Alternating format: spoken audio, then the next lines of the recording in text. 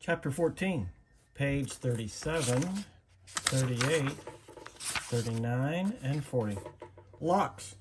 I went straight to room 301 on the 3rd floor. Now I was glad I'd gone on that little tour because I knew exactly where to go and didn't have to look up once. I noticed that some kids were definitely staring at me now. I did my thing of pretending not to notice. I went inside the classroom, and the teacher was writing on the chalkboard while all the kids started sitting at different desks. The desks were in a half circle facing the chalkboard, so I chose the desk in the middle toward the back, which I thought would make it harder for anyone to stare at me. I still kept my head way down, just looking up enough from under my bangs to see everyone's feet. As the desks started to fill up, I did notice that no one sat down next to me. A couple of times someone was about to sit next to me, then changed his or her mind at the last minute and sat somewhere else.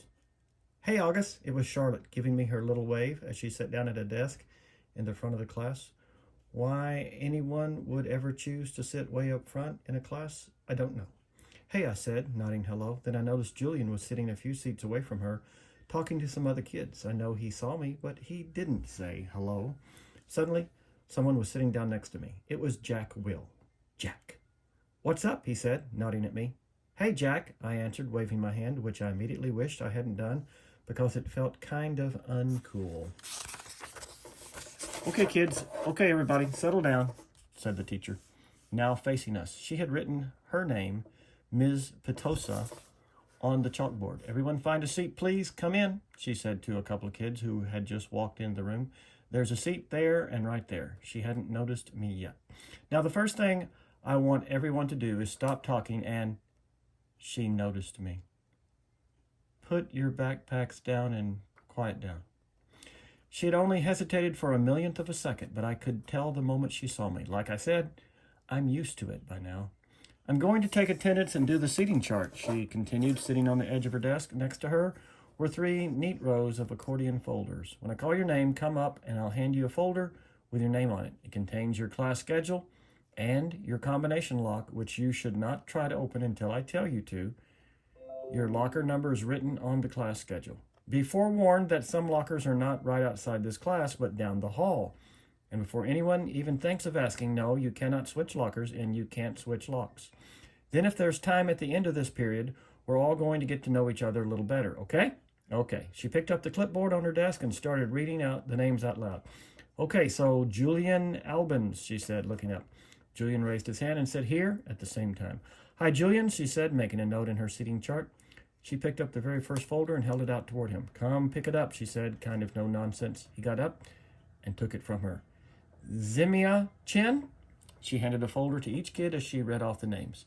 As she went down the list, I noticed that the seat next to me was the only one still empty, even though there were 2 kids sitting at one desk just a few seats away. When she called the name of one of them, a big kid named Henry Joplin, who already looked like a teenager, she said, "Henry, there's an empty desk right over there. Why don't you take that seat, okay?" She handed him his folder and pointed to the desk next to mine. Although I didn't look at him directly, I could tell Henry did not want to move next to me, just by the way he dragged his backpack on the floor as he came over, like he was moving in slow motion. Then he plopped his backpack up really high on the right side of the desk, so it was kind of like a wall between his desk and mine.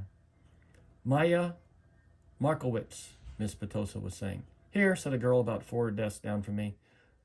"Miles Nouri." "Here," said the kid that had been sitting with Henry Joplin. As he walked back to his desk, I saw him shoot Henry a "poor you" look. "August Pullman," said Miss Petosa. "Here," I said quietly, raising my hand a bit. "Hi, August," she said, smiling at me very nicely when I went up to get my folder. I kind of felt everyone's eyes burning into my back for the few seconds I stood in the front of the class, and everybody looked down when I walked back to my desk.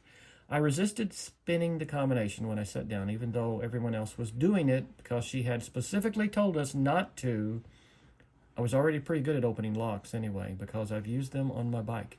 Henry kept trying to open his lock but couldn't do it. He was getting frustrated and kind of cursing under his breath.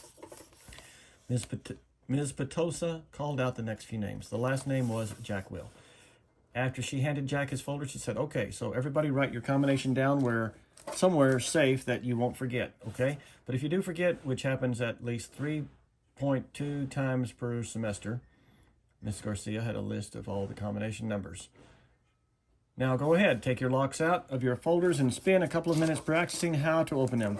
Though I know some of you went ahead and did that anyway. She was looking at Henry when she said that. And in the meanwhile, I'll tell you guys a little something about myself.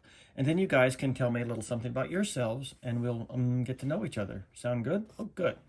She smiled at everyone, though I felt like she was smiling at me the most. It wasn't a shiny smile like Mrs. Garcia's smile, but a normal smile like she meant it.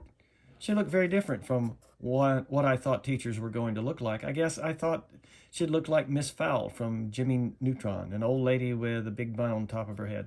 But in fact, she looked exactly like Mon Mothma from Star Wars Episode 6. Haircut kind of like a boy's, and a big white shirt kind of like a tunic.